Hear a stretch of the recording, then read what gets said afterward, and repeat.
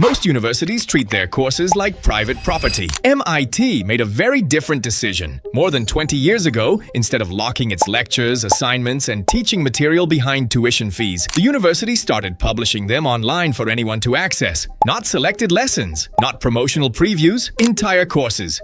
Today, that collection has grown into thousands of courses, spanning almost every major discipline taught at MIT. The homepage doesn't immediately reveal how massive it is. It feels surprisingly simple. A search bar, a list of departments, a few featured courses, nothing flashy. But that changes the moment you begin exploring. Computer science is usually where most people start.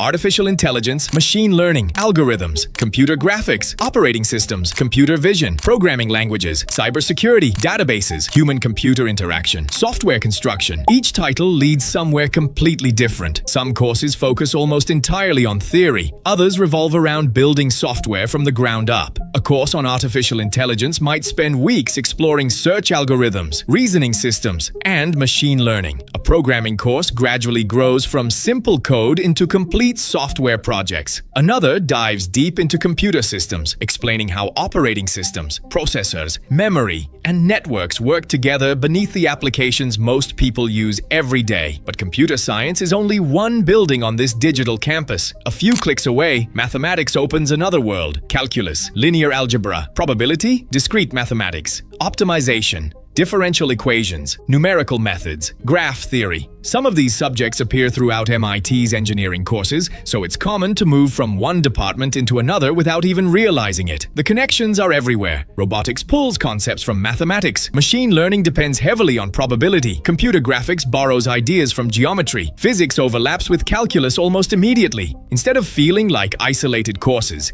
everything begins fitting together like pieces of a much larger puzzle. Then there's physics, classical mechanics, quantum mechanics, electromagnetism, relativity, statistical physics, nuclear science, astrophysics. Some courses include classroom recordings captured during actual lectures. No studio lights, no dramatic background music, just students sitting in lecture halls while professors work through equations, diagrams, and demonstrations. Others rely almost entirely on written material. Hundreds of pages of lecture notes replace hours of video. Each week builds naturally on the previous one, almost exactly the way it would during a semester on campus. The notes themselves are worth exploring. They're not short summaries prepared for the internet. Many look exactly like the material handed out inside the classroom. Diagrams fill the pages. Equations stretch across entire sections. Examples appear beside explanations. Some notes even include handwritten annotations or sketches that make complex ideas easier to follow. And because everything stays organized week by week, it's surprisingly easy to see how an entire semester develops from the first lecture to the final exam. But lectures are only one piece of the puzzle. Every few weeks, another section begins appearing. Assignments, not the kind designed to take 10 minutes, programming challenges, mathematical proofs, engineering calculations, research exercises, design problems. Some require writing hundreds of lines of code. Others ask students to model physical systems or analyze real-world scenarios using mathematics they learned only a few weeks earlier. The projects become larger as the semester continues. Small exercises gradually turn into complete systems. A programming course that begins with simple functions might end with students building an interpreter, designing a search engine, or creating software capable of solving complex problems.